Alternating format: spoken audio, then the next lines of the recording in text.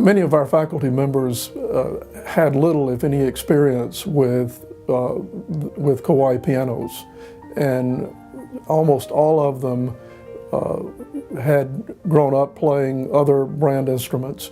So when we became a Kawai Epic institution, we had to educate the faculty and the students on the value of being affiliated with Kawai America in this program.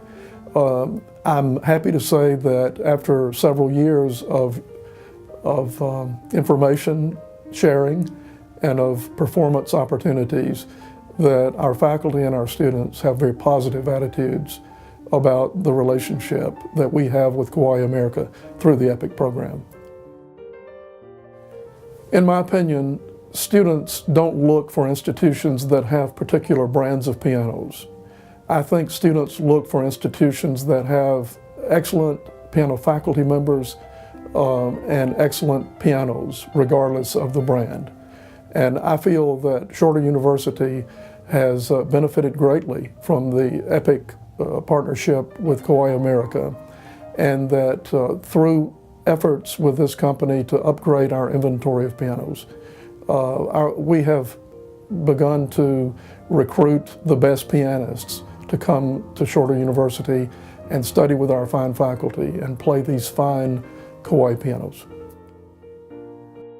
Well, Scott has played all over the world. Professor Watkins has played in South America. He was an American, I won't get the title right, but he won a position to represent the United States in South America as an artist, as a traveling artist. So he concertized all over South America. He's played at Carnegie Hall a couple of times. He travels all over the place and gives concerts all over the country. He's played in Europe as well. He knows pianos. He just does. And that he settled on this brand, that he settled on the Shigeru, and he has felt absolutely thrilled, and it's genuine, says a lot to me. You know, it says that he, well, he feels like an artist. He says it to me all the time. I walk by his studio constantly because my studio is just a few doors down from his, and we'll talk in the hall, and he says, I practice all the time now. And it's true because my business office is right under his studio too, so I hear him. But I hear him playing. I can tell you I hear him playing probably 3 times as much as I used to. And it's not that his concertizing has increased, because he has pianos in his home. He practices on his Shigeru more than he ever used to practice on his Steinway, because he loves the sound. You know, and he's going to get another one in the studio later on this year. He'll have another one in there. So, but I mean, what does that say when you're a professor of piano who has a national and international career, who's devoted his life to making music on the most beautiful instruments, and he has significantly increased his practicing right there in his studio when he could go home and have 2 other pianos to choose from, and I don't really even know what they are, you know.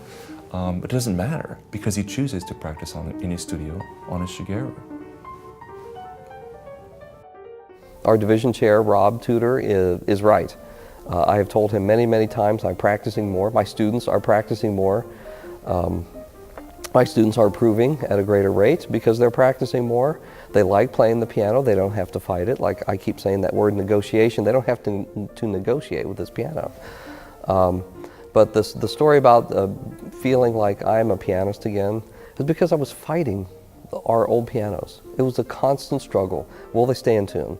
Will I have to remember which note makes the most noise in this soft, beautiful passage? I don't have to remember that anymore. Now I can just be a pianist. Now all I have to do is think about phrasing and tone quality and clear, clean, even articulation and making music and being an artist, not now being a hostage negotiator. Please let me have my music back. It was actually this piano when it was delivered. And